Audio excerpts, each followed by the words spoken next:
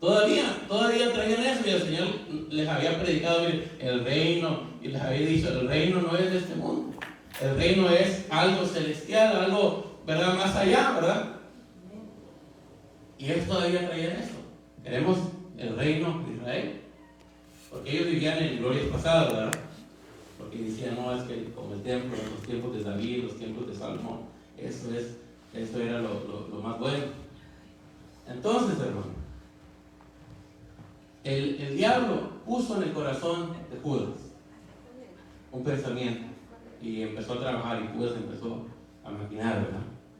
Y después fue Judas, vendió al Señor, lo traicionó, y después dice que el diablo entró al corazón de Judas, imagínense. Y eso es lo que nosotros podemos correr riesgo, ¿no? Que nosotros traemos a veces el diablo, ¿verdad? Porque nadie está exento a recibir un pensamiento o un dardo, como dice, ¿verdad?, Efesios, creo que es de Satanás. Todos podemos, y muchas veces nos pasa, como les digo, 2 ejemplos: recibir un dardo del enemigo.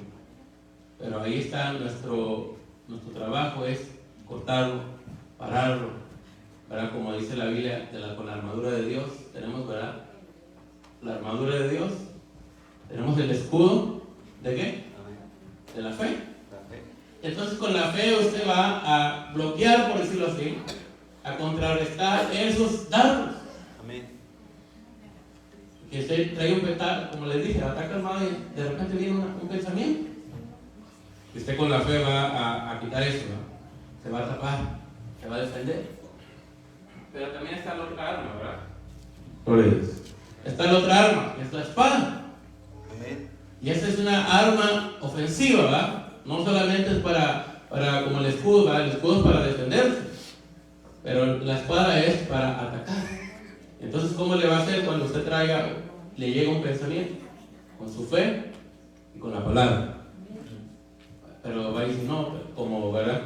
Porque no es, a veces la gente, ¿verdad?, hace burla, pero no es nada de broma.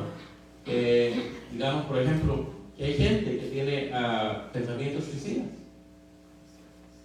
Y que, digamos, yo sé que usted no, es un santo de Dios, pero si nos llegaran a nosotros pensamientos así, o no necesariamente eso, pero otras cosas, usar la palabra, leer la Biblia y recitarla, ¿verdad? Porque es bueno para atacar esos ataques del enemigo. Amén. Y así, hermano, a parar eso. ¿Por qué? Porque si no, lo vamos a ir en el camino de Judas, ¿verdad? Judas entregó al Señor porque el diablo metió algo en su corazón, y después el diablo empezó a trabajar con Judas hasta el punto que dice que entró en él, y después Judas fue con el remordimiento que tenía, se ahorcó, ¿verdad? Pero Pedro, creo que les dije la otra vez, el Señor le dijo, todos ustedes me van a dejar. Le dijo el Señor, ¿verdad? Porque nadie de nosotros está exento a fallar al Señor. Y entonces el Señor les dijo a ellos, ¿verdad? El diablo me ha pedido zarandearlos. Imagínense que el diablo va y le dice al Señor, mira, fulano de tal y mengano, los voy a zarandear. Y el Señor le dice, sí, está bien, ¿verdad? Este es un siervo, ¿verdad?, de fe, lleno de amor, como a Job, ¿verdad? ¿Qué le pasó a Job?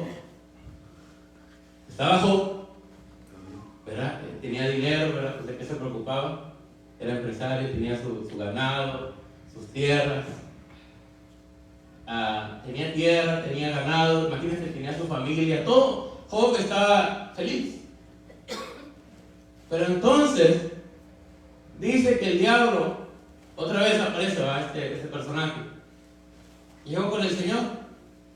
Pero dice que andaba rodeando la tierra, andaba buscando a quién, ¿verdad? A quién ataco hoy, a quién acuso hoy, ¿verdad? Como se traía, a ver quién me hace a la mala cara para ir y atacarlo. Entonces dice que anduvo viendo, ¿verdad?, por todos lados, y miró a Job, porque dice que le dijo al Señor, ¿verdad?, ¿cómo no te va a servir ese hombre? Dice que tenía tres muros de fuego, ¿no? O algo así dice, con él. Entonces llega el enemigo con el Señor y le dice, Y le dice el Señor, ¿verdad? Porque el Señor ya sabía. ¿Has visto? Le dice. ¿Has visto a mi siervo Job? El Señor, imagínense, el Señor lo quería probar, ¿verdad? Porque el Señor ya sabía dónde había ido el diablo. Entonces el Señor le dice a Satanás, ¿has visto a mi siervo Job? Ese sí, ¿verdad? Ese es un roble, nada lo mueve. Y entonces el diablo le dice, ¿cómo no te va a servir? Mira, le diste dinero, le diste esposa, le diste hijos, le diste carro, le diste todo. Y el Señor le dice, no, le dice, él me sirve por amor. Y le dice el diablo, ¿qué le dice? Quítale todo, para que veas que cómo te maldice. Entonces llega, y el Señor le dice, ok, le dice, quítale todo, pero no lo toques a él. Así le dijo, ¿no? Entonces llega el enemigo, ¿verdad? Le quita el ganado, ¿verdad? Le quita las casas. Usted lea la historia para que se acuerde. Y entonces mira, ¿verdad? Y se pone el enemigo a ver a Job. Ya le quité todo. Su negocio se vino a la quiebra, ya lo corrieron del trabajo, el carro se le descompuso, el perro se le murió, todo, hermano. Se quedó sin nada. Y entonces se puso Job, el diablo a mirar a Job. Ahorita va a maldecir a Dios. ¿Y Job qué hacía? Dice que seguía orando y seguía ofreciendo sacrificio a Dios. Entonces fue otra vez, ¿verdad? Como niño berrinchudo con el Señor otra vez. Y le dijo, pero es que lo estás protegiendo todavía, le dijo. Y le dijo, bueno, le dijo. Y no me recuerdo el orden, ¿verdad? Ustedes lean la historia. Y le dijo, bueno, le dijo, quítale su familia. Dale enfermedades. Y dice, ¿verdad? Que sus hijos le mató a sus hijos. Y después de eso, imagínense lo difícil que ha de ser eso. Y después de eso dice que le dio enfermedad. Pero el Señor le dijo, bueno, toca su cuerpo, le dijo, pero no toque su alma. Y se enfermó. Imagínense, este hombre, hermano, estaba en lo alto, con negocios, dinero, no le faltaba nada, tenía familia, estaba feliz.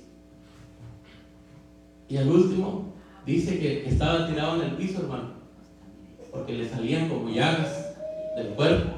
Y dice que con un palito, una tablita se rascaba porque le daba comezón, hermano, y no traía nada. Lo abandonaron todos. Sus amigos, ¿verdad? Dice que llegaban a empezar. Imagínense, sus amigos. Porque nosotros decimos, es que mi amigo tal, que es mi compadre, que es mi buen amigo. Pero llega hasta ese punto.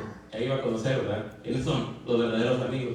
Entonces, dice que sus amigos llegaban y se ponían, es que tú has de haber pecado. Es que de seguro hiciste tal cosa para que Dios te haya castigado, ¿verdad? Es que tú, es que eras bien arrogante, es que eras altanero, por eso te pasó lo que te pasó. Pura coincidencia, pura similitud, ¿verdad? Las cosas de hoy. Entonces, el Señor estaba ahí, viendo, ¿verdad? Y contento, porque Job no lo maldecía todavía. Y el diablo decía, pero ¿cómo le hago, verdad? Entonces llegaban, ¿verdad? Dijo, ¿qué voy a hacer? ¿Cómo lo ataco? ¿Y cómo lo atacó después? Lo voy a atacar con su esposa. Y la esposa le decía, ya muérete, le decía. ¿Verdad? ¿Por qué quería que se muriera, hermano? Porque por la ley, ¿verdad? No podía casarse otra vez porque estaba casada. Y aquel, ¿verdad? Estaba ahí tirado en la esquina, ¿verdad? Rascándose en las llagas. Y le decía, ya muérete, le dice. Maldice a tu Dios y muérete, le decía. Pero usted cree que eso era de ella, eso era del diablo, ¿no? El diablo la estaba, como ya vio que lo atacó por todos lados, no podía. Entonces llega Job, ¿verdad? Y Job le dijo, Jehová dio, Jehová quitó, ¿verdad? Porque el Señor, hermano, el Señor nos da, hay tiempos, ¿verdad? Dice Eclesiastés capítulo 3, que hay tiempos que Dios te da semilla para que siembres, hay tiempos que Dios te da amor. Dice Eclesiastés capítulo 3, hay tiempos de amor, dice. Pero también hay tiempos de odio. Hay tiempos de paz, pero también hay tiempos de guerra, ¿verdad? Entonces, llegó Job, ¿verdad? Y le dice, Jehová dio, Jehová quitó. Y le dijo, ¿verdad? Mira, le dijo Job a sus amigos, yo vine a este mundo desnudo, le dijo, y así me voy. Y la gente, ¿verdad?, le decía, y llegaba, dice había que a sus amigos, ¿verdad?, llegaban y lo acusaban, pero dice que había otro, y no sé si sería mejor o sería peor, pero dice que se sentó y nomás se le quedó viendo. Lo estaba acosando psicológicamente, ¿verdad?, porque nomás se le quedó viendo y se quedó ahí. No, pero creo que ese era el que sí era verdaderamente su amigo. Entonces, hermano, llega Job y empieza a hablar, ¿verdad? Y ahí se lee el libro ese, ¿verdad?, el libro de Job. Gloria a Dios. Y llega y entonces, después, al final, ¿qué pasa? Dice que Dios se le apareció. Y Dios empezó a hablar con él. Imagínense. Que vio un torbellino, creo que algo así era. Y que Dios le empezó a hablar a Job. Imagínense la recompensa que Dios le dio. Que Dios habló con él frente a frente. Y le empezó a decir, mira, y le empezó a decir cosas que usted lo puede leer en el libro. Y le empezó a decir, mira, tú esto, tú lo otro. No le voy a decir porque no me recuerdo, ¿no? Pero usted lea el libro. Y le empezó a hablar a Job. Y después, ¿qué dice al final del libro? Que Dios lo bendijo mucho más. Amén. Mucho más. Que Dios dice que el doble de lo que tenía le dio a una familia nueva, ¿verdad? Yo me imagino que con la misma esposa, pero no sé, ¿verdad?, al menos que sí se lo haya dejado, pero la Biblia no dice. Pero dice que el Señor lo bendijo tanto, ¿verdad? Imagínense, pero el proceso que tuvo que llevar este hombre. Porque a veces nosotros, ¿verdad?, miramos a los hermanos, no, es que ese hermano, como si no tiene dinero, no trabaja, ese hermano no, es que siempre está molado. Pero no sabemos, quizá está en el momento que Dios lo está probando, porque nosotros somos muy rápidos, hermano, a juzgar a la gente. Miramos a alguien, no, este no se viste bien, no, es pecador, o el diablo. No creen en la bendición de Dios, pero quizá es que Dios, o a nosotros mismos también, quizá Dios te está probando. Y pero ¿por qué me siento así todo aguitado, todo, ¿verdad?, nostálgico, extraño mi rancho, me siento mal? Quizá Dios te está probando, quizá el enemigo te está atacando, pero por eso nosotros debemos usar, como dice Efesios, creo que es capítulo 5, dice, vestidos de toda la armadura de Dios, usar el escudo de la fe, usar la palabra, la espada de Dios, usar, ¿verdad? Por eso, hermano, es muy importante leer la palabra, porque ahí usted va a encontrar, ¿verdad?, todos los tipos de problemas que usted le pueda acontecer. Se siente triste, vaya a la Biblia, ahí va a encontrar. Ya les di un ejemplo, bajo David, otro gran ejemplo, ¿verdad? David también, imagínense, este hombre, cuando venía de una familia grande, ¿verdad?, eran creo que 8 hermanos en total, y él era el más pequeño. Y como él era el más pequeño, lo mandaban a hacer lo que nadie quería hacer. Le decían, vete afuera a cuidar las ovejas. Y ellos estaban ahí, ¿verdad?, y en la casa y trabajando ahí. Y a él le tocaba por consecuencia, ¿verdad?, por ser más pequeño. Imagínense, hermano, lo querían tanto a David, sus hermanos y su familia. Lo querían tanto que cuando hacían cenas especiales, cenas familiares, no lo invitaban. Y ahí vivía el muchacho, imagínense, les caía tan bien. Y entonces llega, ¿verdad?, Samuel, el profeta, a la casa, ¿verdad?, y le dice, vamos a cenar, invita a todos tus hijos, tráete a todos tus hijos. Y no lo invitó a él, imagínense. Y sí tenía el siervo, ¿verdad?, porque dice que cuando él se fue, sus hermanos le preguntaron, ¿y ahora dónde dejaste las ovejas? Le dijo, los dejé con alguien, ¿verdad?, con alguien los dejó cuidando. Así que sí tenían siervos, pero a él lo dejaban, ¿verdad?, allá. Entonces, hermano,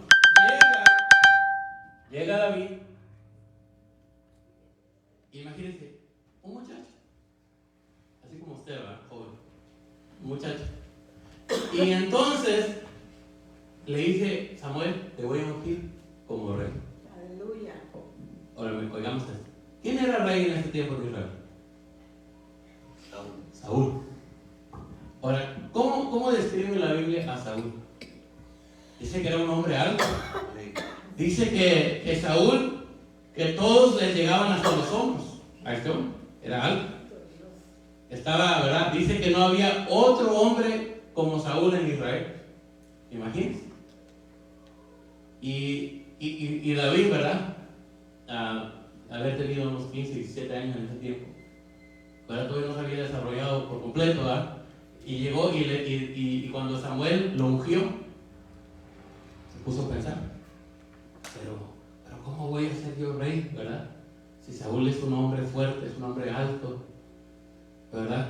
Es un hombre grande, es un hombre, ¿verdad? Excelente.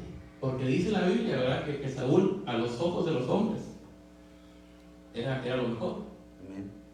Pero a los ojos de Dios, David era mejor. Amén. Entonces, David, ¿verdad? Siguió como si nada. Imagínense cuántos años duró desde que lo ungieron hasta que se le cumplió su tiempo. Fueron como 13 años, creo, o algo así. Entonces, imagínense, Saúl empieza a perseguir a David, porque se empezó a ser popular, ¿verdad? Empezó a caer bien a la gente, hasta le hacían canciones, ¿verdad? Les caía bien a las personas.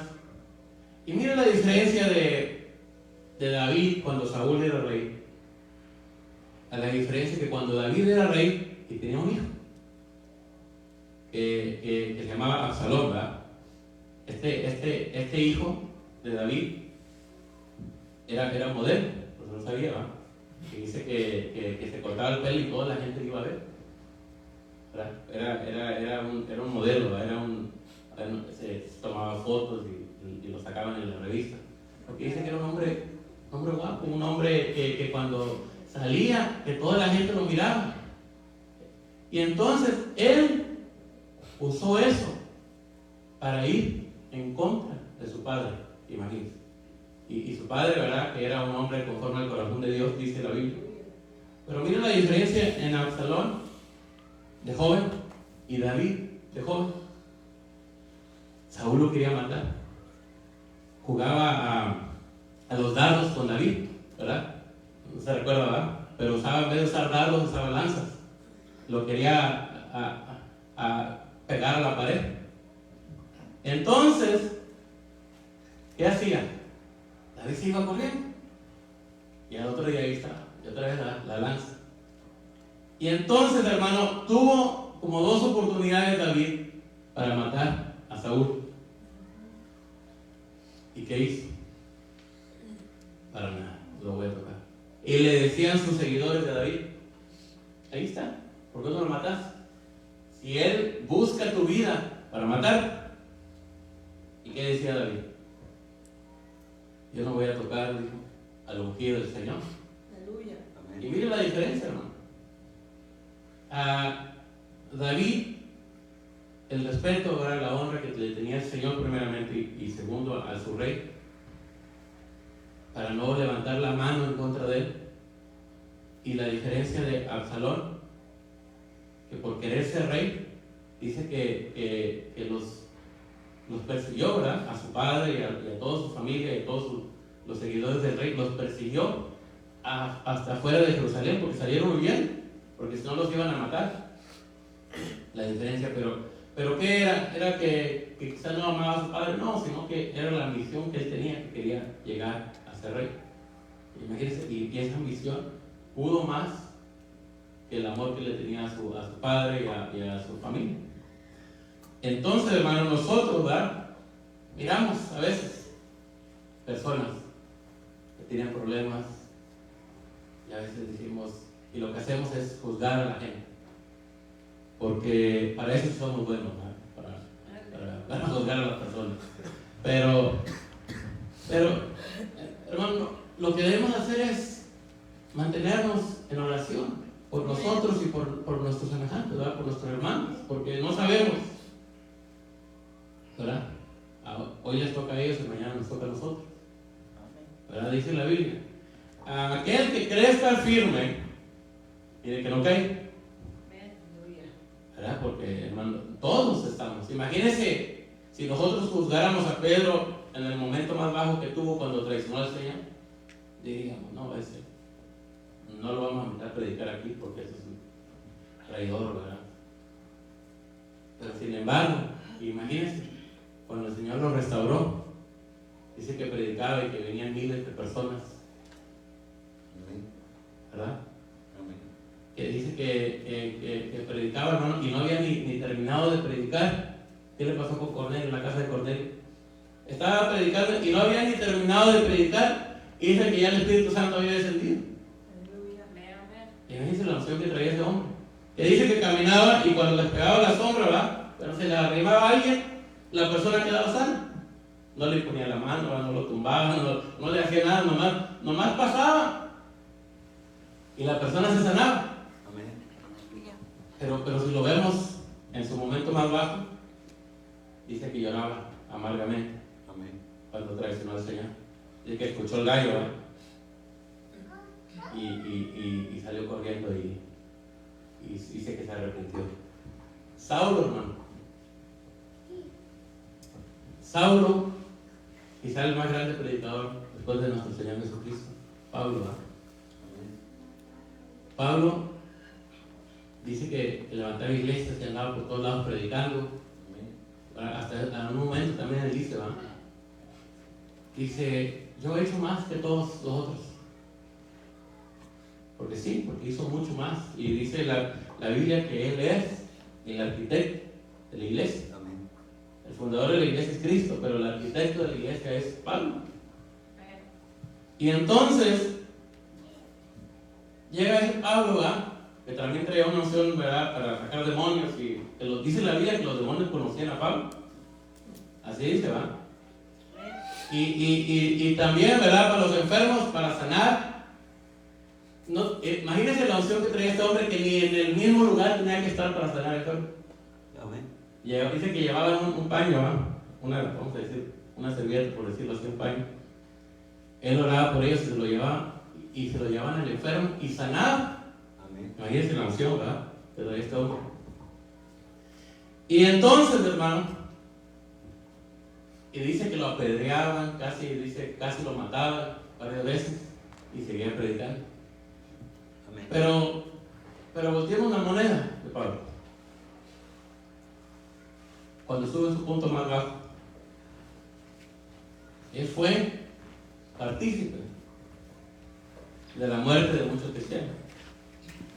Los perseguían, los encarcelaban.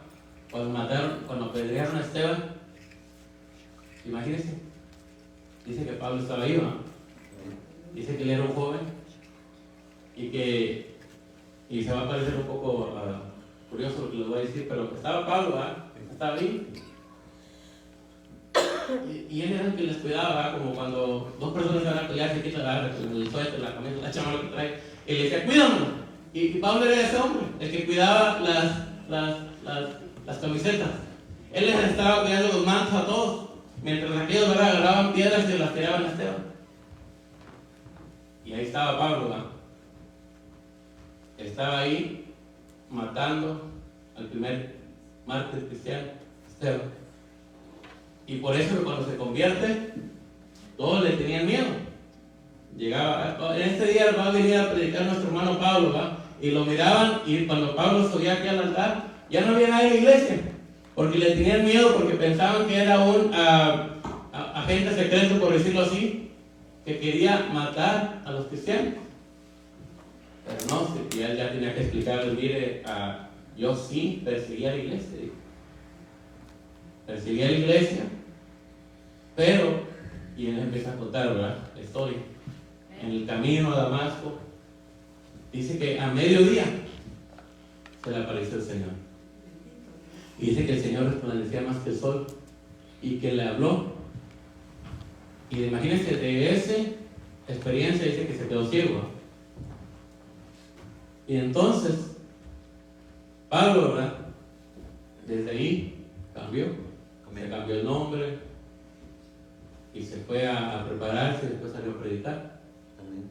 Pero sin embargo, imagínense, hermano, este hombre, ¿verdad? Si lo miráramos quizá si lo pusiéramos quizá en la lupa del día de hoy, quizá diríamos, no, pero ¿cómo ese puede predicar el evangelio, puede predicar la palabra? Si mató a cristianos, encarceló a niños, mujeres, hombres. Y sin embargo, ¿verdad? El Señor lo rescató. Amén. Y dice la Biblia, ¿verdad? Que Pablo dijo: yo soy el más grande pecador porque perseguí a la iglesia. Imagínense, perseguidor de la iglesia, y el Señor lo transformó. Amén. Y yo creo que si Dios lo hizo con él, creo que lo puede hacer con nosotros. Amén. No hay nadie, ¿verdad? Que, bueno, a lo mejor sí, pero no hay nadie quizá que haya llegado al grado de, como él, ¿verdad? Perseguir la iglesia y encarcelar hombres, llevarlos quizás hasta la muerte. Y entonces, hermano, nosotros estamos viviendo, y ya para ir terminando, tiempos difíciles, tiempos finales, donde nuestro Señor viene pronto. Y nosotros estamos, ¿verdad? Como dice el Señor ya sabía cuándo era su hora, porque dice ahí, ¿verdad? Que tenía que pasar, dice, de este mundo al Padre. Y dice, sin embargo, imagínense el Señor, y esto es lo que con esto quería terminar. Dice este capítulo de Juan, capítulo 13, que el Señor, ¿verdad? Como les dije, ¿verdad? Que dice que Él podía ministrar a multitudes, imagínense. Ministraba a multitudes, dice que en un momento, ¿verdad?, lo quisieron hacer rey. Lo seguían muchas personas, miles de personas, hacía milagros, sanidades, tenía muchos seguidores. Y en un momento Él les dijo, ¿verdad? Ustedes me siguen, no todos, pero la mayoría, pero ustedes me siguen porque les di, y así les dice, ¿verdad? Perdón la palabra, pero así les di de hartar, les dice. Porque no me siguen porque crean en el Señor, porque crean en mi palabra, la enseñanza, sino porque me están siguiendo porque les he dado pan, les he dado comida, porque ellos dijeron, no, este es el hombre perfecto, ¿verdad?, para ser rey. Va a traer legiones de ángeles para pelear contra los romanos, va a darnos comida, nunca se nos va a acabar la comida en la guerra, y vamos a sacar a los romanos y vamos a estar libres otra vez, independientes. Es lo que ellos querían. Pero sin embargo, hermano, el Señor, con todas estas cosas grandiosas que hacía, sanidades, milagros, prodigios, ¿verdad? Caminaba sobre el agua, ¿verdad? Todas esas cosas que Él hacía. Llegó un momento cuando Él decía, porque dice que se entristeció, ¿verdad? Se entristeció y se puso temeroso a lo que iba a pasar. Entonces, Él, con toda su gloria, hermano, porque Él es Dios, dice que se ciñó una toalla y se humilló delante de sus estudiantes, por decirlo así, discípulos. Imagínense, el maestro se humilla delante de los estudiantes, se humilló y dice que se quitó su manto, su saco, por decirlo así, se ciñó una toalla en su cintura y agarró una bandeja con agua y le empezó a lavar los pies a cada uno de ellos. Y hermano, y nuestros pies están limpios a comparación de ellos, porque ellos usaban sandalias, ¿verdad? Y usaban sandalias y andaban caminando en la tierra, y era costumbre, ¿verdad?, en Israel, que cuando había invitados, el amo de casa, si tenía siervos, esclavos, por decirlo así, siervos, ellos eran los que limpiaban los pies a los huéspedes. Esa era la costumbre. Cuando la persona no tenía huéspedes, lo hacía el anfitrión. Pero sin embargo el Señor se humilló, ¿verdad? Porque era un simbolismo de humillación delante de ellos. Y les dijo, mire, yo me humillo. Imagínense, siendo Dios, siendo el maestro, Siendo una persona que hacía milagros, que predicaba y había multitudes, miles de personas, llegaban, lo miraban, lo escuchaban, multiplicaba el pan, todas esas cosas que él hacía. Y sin embargo, él se humilló delante de sus discípulos y les empezó a lavar los pies. Esto no quiere decir que, estoy diciendo yo, ¿verdad?, que tenemos que lavar los pies físicamente a cada uno de nosotros, pero sí el acto de humillarnos delante de nuestros hermanos. No en el sentido de que me voy a humillar, ¿verdad?, y que el otro no te va a pisotear. No estoy hablando de eso, sino que, como dice la Biblia, ¿verdad?, humillarnos delante de Dios, pero también ser humildes. Que nosotros tenemos, ¿verdad?, siempre nuestro orgullo, ¿verdad? Nuestro orgullo, pero es que a mí, yo soy Juan Camaney, ¿verdad? Y es nuestro orgullo. Pero el Señor, siendo Dios, imagínense, siendo Dios, se humilló. No solo en esta ocasión, se humilló varias veces, pero se humilló y empezó a limpiar los pies de sus discípulos. Y después comieron, ¿verdad? Bebieron, comieron, participaron de la cena del Señor como la que participamos hoy. Y luego se dice que se fueron a orar al huerto de Getsemaní. Y imagínense, el Señor les pidió a 3 de sus discípulos que le ayudaran a orar. Imagínense el momento de desesperación que traía él, la angustia que él tenía, que dice que les pidió oración. Imagínense. Entonces, si el Señor ocupó oración en ese momento, nosotros también lo ocupamos, y mucho más, porque les dijo: no podéis haber orado una hora conmigo, les dijo, tan siquiera, les dijo. Y dice que él estaba y le oraba al Señor, ¿verdad? Y eso yo sé que todos lo sabemos, que le decía: Padre, si es tu voluntad que yo no pase esto, dijo, pero si es tu voluntad, bueno. Y claro que Dios ya lo había estipulado. Pero hermanos, si el Señor se angustió en su momento más bajo, que fue el tiempo de la cruz, nosotros, ¿verdad?, somos humanos, 100% humanos. Claro que nos vamos a angustiar, claro que nos vamos a decaer, claro que nos vamos a entristecer en ciertos momentos de nuestra vida por problemas, situaciones que tengamos. Pero la diferencia, como les dije al principio, entre Judas y Pedro es que Judas se llenó de remordimiento y dice que Judas estaba el diablo dentro de él ya.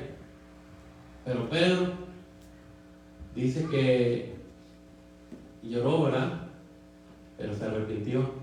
Y después Pedro, y esto lo hacemos mucho nosotros, porque muchas veces nosotros le fallamos al Señor, y en vez de regresar a la iglesia o regresar a la oración, hacemos lo que hizo Pedro. ¿Qué hizo Pedro? Sí se arrepintió, reconoció que pecó, pero lo que hizo Pedro es que se apartó y se fue, ¿verdad? Y ese es el problema que tenemos nosotros, ¿no? Que nosotros fallamos al Señor y en vez de acercarnos más a la iglesia para que seamos apoyados en la oración todos juntos, nos alejamos, como Pedro. Amén. Ese es el error más grande que podemos hacer. Sí fallaste, sí fallé, pero lo peor que debes hacer es alejarte como Pedro, porque Pedro dice que se fue, le falló el Señor y dijo: bueno, el Señor me dijo que iba a ser pescador de hombres, pero ya le fallé al Señor, no voy a regresar a mi trabajo, ¿no? Era pescador de peces. Y dice, y mire lo que pasó con Pedro. Cuando él se fue, dice que los discípulos lo siguieron. Pues si tú te vas a pescar, pues nosotros también, ¿verdad? Si tú te vas al mundo, pues nosotros vamos, ¿verdad? Pues ¿qué vamos a hacer aquí si le fallamos? Ya todos le fallamos al Señor. Entonces todos se fueron. Y ese es el error más grande que podemos hacer.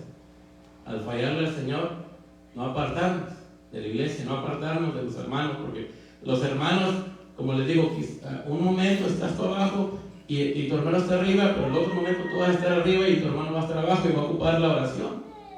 Y ese es el error más grande que tenemos nosotros, hermanos, que cuando le fallamos al Señor, lo que hacemos es irnos y apartarnos, como Pedro. Pero lo que el Señor Señor quiere que seamos como Juan. Juan dice en la Biblia, que Juan salió huyendo desnudo, ¿verdad? Que traía una sábana y andaba desnudo. Quizá no completamente, ¿verdad? Pero se había quitado su ropa y estaba allá porque él se recostaba ahí con el Señor. Y le falló. Y en el tiempo de la cruz, los discípulos se fueron y solo Juan estaba ahí en la cruz. Juan se acercaba ahí al Señor y estaba ahí con el Señor. ¿Por qué? Porque lo había mirado y sabía, imagínense, Juan se había recostado en el pecho, el Señor se acostaba ahí a un lado de él. Y por eso cuando lo vio en la cruz y se fue y le dijo, no, yo tengo que estar al pie de la cruz con el Señor. Y ese es el error, como les digo, más grande que nosotros cometemos. Fallamos al Señor, amén, todos fallamos.